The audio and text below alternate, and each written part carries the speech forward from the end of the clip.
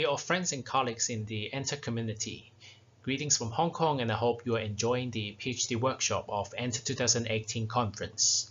It is my great honor to be the recipient of this year's Best PhD Dissertation Award, and I want to take this opportunity to thank the PhD Workshop Committee, as well as the Research and Awards Director of IFIT for their coordination. I sincerely apologize that I cannot come and present my work in person because the schedule of the conference clashes with my teaching schedule and my wedding dates. But still, I hope this short video will help you understand the research rationale, conceptual framework, methodology, research findings, as well as contribution of the 3 studies included in my PhD dissertation. As you can see that from the title page of my work, word of mouth is the focus of my dissertation, and the examination of factors affecting usefulness of word of mouth is the primary goal of my work. Considering that the body of word of mouth related literature is getting richer over the past decade, to provide a solid theoretical foundation of my work, the first study of my dissertation firstly reviews and synthesizes all studies about word of mouth in tourism and hospitality using the systematic review approach in order to achieve 2 objectives. The first objective is to reflect the current stage of research on word of mouth in tourism and hospitality, and the second objective is to provide an agenda for future research on word of mouth in tourism and hospitality. To achieve these 2 objectives, a database-based literature search was conducted in January 2016, all published in forthcoming articles that were available in EBSCOhost, Google Scholar, and ScienceDirect as of January 2016 were collected and reviewed. At the end of the database search and the reading, a total of 195 studies were determined to be relevant and included in the analysis. After identifying all relevant articles, I reviewed it and classified each article into a 9-quadrant organizing framework, which is adapted from Leniency Study, which is published in 2005. The first dimension of the framework is unit of analysis, which is presented in red color here. It includes 3 parties of word of mouth episode, which are senders, individual level receivers, and firm level receivers. The second dimension is focus of analysis, which is presented in blue color in this slide. It includes the 3 topical foci of word of mouth research, which are antecedents of word of mouth, processing of word of mouth, and consequences of word of mouth.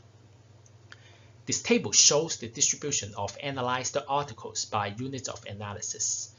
As you can see, majority of the analyzed articles focus on issues at the individual talker level and individual listener level.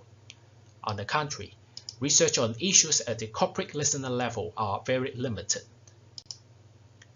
This table shows the distribution of the analyzed articles by focus of analysis. Quadrant 2, which primarily examines what senders described in word of mouth, is the most popular research focus with 88 instances. Quadrants 5 and 6, which investigated how individual level receivers change their cognition and behavioral intention after being exposed to word of mouth, are also extensively researched. Although numerous research on these foci have been conducted, Quadrants 7 and 8 have received exceptionally low attention from scholars. These results exhibit that the foci of studies on word of mouth in our field are diverse but drastically uneven. Besides presenting the descriptive statistics, the findings and discussions in the works of each quadrant were synthesized like what I presented in this slide. Also, all unanswered questions in each quadrant were identified and discussed, but due to the time limitation, I'm sorry that I cannot go through all of them in this presentation. To conclude, the results of my first study distinctly reflects what we know and what we don't know about word of mouth in tourism and hospitality from academic research. The growing number of articles on the topic denotes that the significance and attention of this topic has proven to be growing over the past 15 years. Diversified topics have been investigated, but scholarly attention is unevenly distributed. Therefore, more research effort is still needed, even though the topic itself becomes a mature one. After revisiting the knowledge related to e-word of mouth and online reviews in the tourism and hospitality context, the second study starts exploring the overall research question of this dissertation, which is what makes a useful online hotel review. As noted in the previous literature, e-word of mouth in general and online reviews in particular are inevitable to modern consumers because they help consumers solve a long-lasting challenge of having little data for assessing product quality and make informed purchase decisions. Although the emergence of online reviews resolve a huge challenge for consumers, the abundance of online reviews introduce a new challenge to them because they are now becoming harder to identify useful or helpful reviews due to their limited time and cognitive load. To assist consumers in identifying reviews with high diagnostic value, increasing scholarly attention has been paid by scholars in order to identify determinants affecting receivers' perceived usefulness of online reviews. Although many research has been conducted and significant findings are reported, existing studies mostly focus on online attractions reviews or online restaurant reviews. But since previous research confirmed that receivers' assessment on review usefulness is context-dependent, and the attributes that hotel review readers pay attention to are different from those restaurant review readers do, a specific study exploring determinants affecting usefulness of online hotel reviews is needed. Besides the lack of research on online hotel reviews, extant studies mostly stressed on the significance of content-related and source-related characteristics. By contrast, scholarly attention towards the impact of review style on receivers' assessment on review usefulness is very limited. Review style does matter because communication theories have long advocated that conversation style may influence receivers' perception towards sender as well as his or her shared content. Moreover, since content and style in reviews are inherently inseparable, linguistic style should have some influences on receivers' assessment of review usefulness. To redress these two limitations, the primary objective of the second study is to investigate the influence of content, style, and source-related characteristics on receivers' perceived usefulness of online hotel reviews.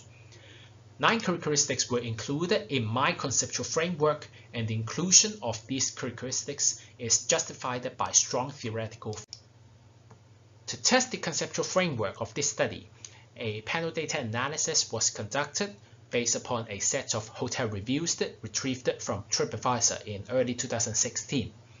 A total of 2,000 hotel reviews were collected, and hotels in multiple cities were included with the purpose of reducing the geographical effect on the results. For the data analysis, because the dependent variable of this study is a count variable and we cannot meet the mean variance equality assumption, the count data models, and particularly the negative binomial regression with robust standardized error, is adopted in this work. This slide shows that the operationalization of the variables included in the second study. For the dependent variable, which is review usefulness, it is measured by number of helpful votes awarded to a review since it was posted. For the content-related variables, review breadth is measured by numbers of hotel-related features discussed in the review. Review depth is measured by number of words included in the review. Availability of photos is a binary variable, and the volume of photos is measured by the number of photos attached with the review.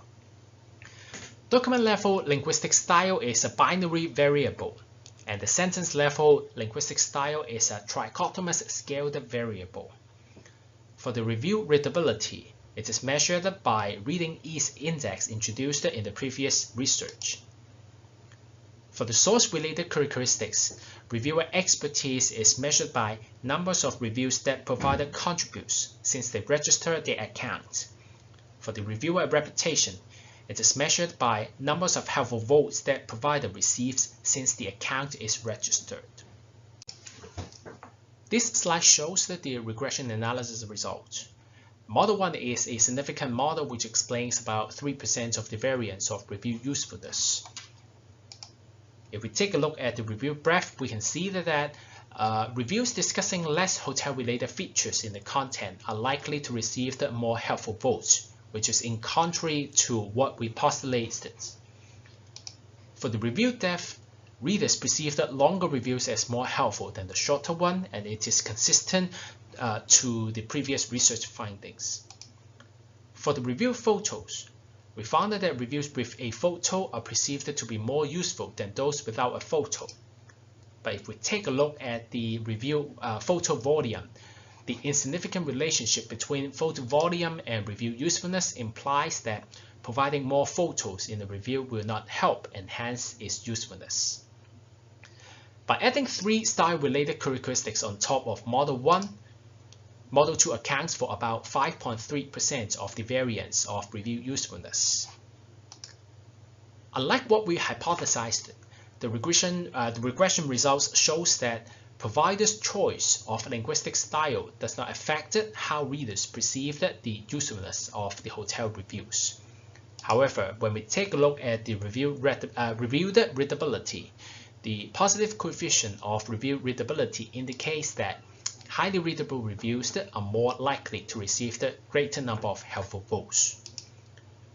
By adding 2 source-related characteristics on top of Model 2, Model 3 accounts for about 5.9% of the variance of review usefulness.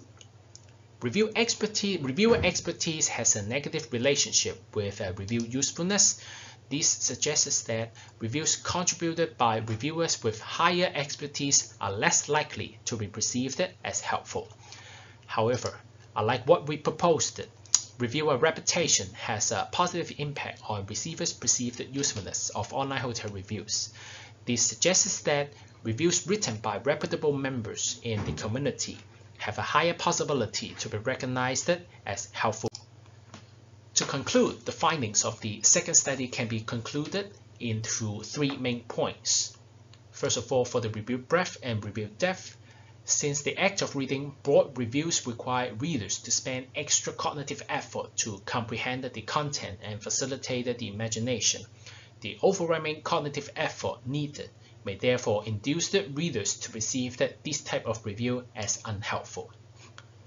For the linguistic styles, given that a platform of reviews are available but customers have limited information processing limits, they may therefore utilize simple clues such as readability rather than those specifics in judging the review usefulness. For the reviewer expertise and reputation, the suspicious validity of expertise in the online context is one possible reason explaining this contrasting result. In TripAdvisor or online community in general, reviewer expertise is usually proclaimed by reviewers themselves. Since the expertise of this self-proclaimed expert is not convincing, readers are therefore skeptical about the trustworthiness and the usefulness of contents contributed by those self-proclaimed experts. With the title of Predicting Usefulness of Online Hotel Reviews, an experimental study, the third and the last study of my dissertation is designed to validate the results from Study 2 using the experimental design approach. According to a comprehensive review of studies exploring what makes a useful online review, I recognized that the count of helpful votes is often used as a measure of review usefulness, and existing studies mostly analyzed archival data in order to validate how proposed antecedents affected the count of helpful votes. Although this approach is proven to be feasible, previous researchers argue that helpful votes may contain systematic bias because advertisers can manipulate reviews and helpful votes. Another group of researchers also noted that the count of helpful votes is not a good proxy of review usefulness because it cannot capture abstaining behavior. So in order to scientifically test the causal relationship between review characteristics and review usefulness, several scholars noted that experimental design should be employed because it is useful for generalizing theoretical effects of variables. So following these calls raised by previous researchers, Based on a between-subject experiment, the objective of the third study is to examine the antecedents and consequence of receivers' perceived usefulness of online hotel reviews. Although the conceptual framework of this study is similar to that of study 2, perceptual homophily is included in this model, and this model was tested based on an experiment instead of panel data analysis. In brief, a between-subject experiment was conducted to test the conceptual framework I presented in the previous slide. In the beginning of the experiment, respondents were firstly asked to read a hypothetical scenario, which is imagine that you are looking for a hotel at a city you plan to visit next year. When you search the information online, you visit a hotel review portal and find the following review. To control the impact of external variables, the names of destination, hotel, and platform are not specified in the scenario. Afterwards, participants read a piece of fictitious review on a hotel. The reviews accommodated the manipulation of the selected independent variables which are presented in the conceptual framework, and each manipulated variable has two levels. For example, for the review depth, the lower level shows that there are 30 words included in one review, but for the higher level, it includes around 100 words. This is an example of the set of fictitious reviews I used in the experiment. So you can see that this is how I manipulated the reviewer expertise, reviewer reputation, content breadth and depth, and etc. Participants, after they finish reading the reviews, they are asked to answer a series of main questions which are adapted from prior studies. And they are also asked to answer a set of manipulation check questions, perceived realism questions, and also reported their demographic profile. Before we launched the main survey, the stimulus materials and the questionnaires are firstly reviewed by 3 graduate students and a senior academics, and a round of pre-tests are also conducted with 88 undergraduate students.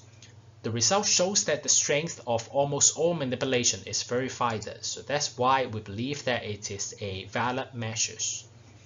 For the main survey, we invited a total of 1,140 Quadrix panel members to join the experiment. Over half of them are female online hotel readers, and over half of them are aged 26, between aged 26 and 45. To the hypothesis testing, the 3-way ANOVA results shows that the main effect of review breadth on review content quality is not evident. Although the impact of review breadth on review content quality is not evident, the main effect of review depth is evident, and the result shows that reviews with more text are perceived as having a higher level of content quality than those with less text. The main effect of linguistic style is also found to be evident, and reviews using functional language are perceived as having a higher level of content quality than those using emotional language. Regarding the impact of source-related characteristics on reviewer credibility, another 3-way ANOVA results shows that the main effect of reviewer expertise on reviewer credibility is not evident. However, the main effect of reviewer reputation is evident, and the result shows that reviews provided by highly reputable members are perceived as having a higher level of reviewer credibility than those contributed by not highly reputable ones. The interaction effects of homophily and expertise is not evident, and another interaction effects results also shows that the interaction effect of homophily and reputation is also found to be not evident. To test and understand the interrelationship among the review content quality, reviewer credibility, review usefulness, and review adoption, a structural equation modeling has been conducted. But before we conducted the structural equation modeling, a confirmatory factor analysis was firstly conducted, and the validity and reliability of the measurement model is found to be satisfactory in general, and convergent validity is achieved. After conducting the confirmatory factor analysis, we conducted the structural equation modeling using M+. So the result shows that the model is not very perfect, but still satisfactory. And the result also shows that review content quality and reviewer credibility would jointly and positively influence the reviewer usefulness, and then the review usefulness would in return influence the review adoptions. To conclude, the findings of the third study do provide some new knowledge to theories and to industry practices. From the theoretical point of view, this study is one of the limited work which can explicate the main and interactive effect of review content, review style, and review source on readers' perceived review usefulness. And this study also provides evidence to triangulate the results generated from panel data analysis. From the practical point of view, this study provides practitioners with clues for improving their online review management, because hoteliers can utilize the findings to identify the useful reviews from TripAdvisor or from other online review portals, and they can also utilize the findings to develop a filter for sorting useful reviews. This study also provided practical guidelines for helping hoteliers to acquire more useful reviews to online review portals or even to their business websites. So that's why we believe that these studies can provide some new knowledge and practical guidelines for. This is a quick summary of the 3 studies included in my PhD dissertation. I sincerely apologize that I cannot cover all the contents of my thesis in this presentation because I have very limited amount of time to prepare that. But still, I hope that this video can help you understand the background about my work. So if you have any question, I would appreciate if you can send me email and even started an online conversation, and then we can discuss some potential projects we can work together. Once again, thank you very much for your time and I hope you enjoy the other events in the PhD workshop and also in the main conference of ENTER2018. Thank you very much. See you.